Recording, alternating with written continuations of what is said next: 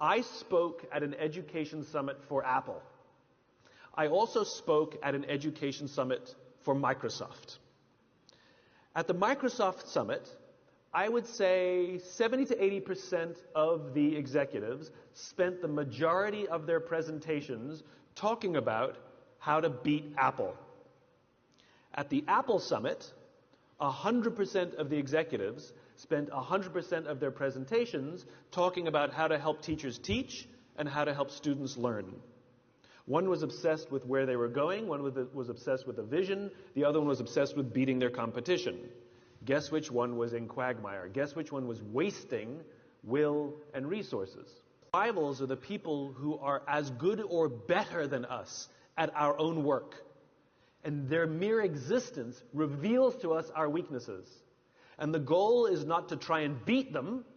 The goal is to take a hard look at ourselves and see where we can improve. Competition is about winning, but rivalry is about advancing. If we have a competitive attitude, then all we want to do is win the game, which means it's like two runners, and one will trip the other one in order to win. Yes, they will win the race, but they're still a slow runner.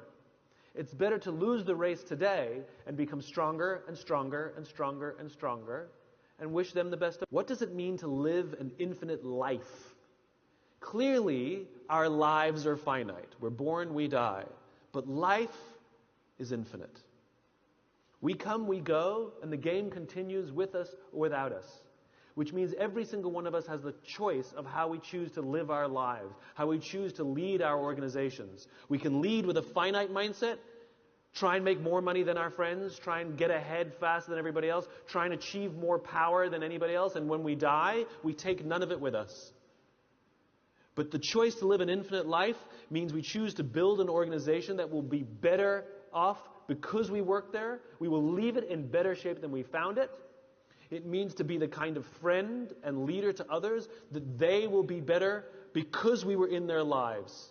It means we will literally live on beyond ourselves. It's just a choice whether we choose to live with an infinite mindset or a finite mindset. I want to talk about what made you write your book, or what was the spark that made you write the book that you authored, starting with the why? Start with why was born out of the loss of my own passion. So I had a career, it was a successful career, and I fell out of love. And I didn't know what to do with that feeling because I was embarrassed. Because my life superficially was good. I'd made a decent living, I had amazing clients, we did good work, but I didn't want to wake up and do it again in the morning. And so I pretended that I was happier, more successful, and more in control than I felt. I was lying, hiding, and faking, just because I was embarrassed. And that's not a good way to live. And there was a confluence of events, and I discovered that every single one of us knows what we do. Everybody can tell you their job. Some of us can tell you how we do it, the things that we think make us stand out from those who do what we do, also do what we do.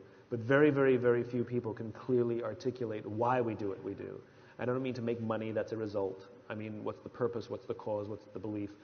Why did we get out of bed this morning, and why should anyone care? And I realized that that's what was missing in my life. I knew what I was doing, I knew how to do it, but I couldn't tell you why I was doing it.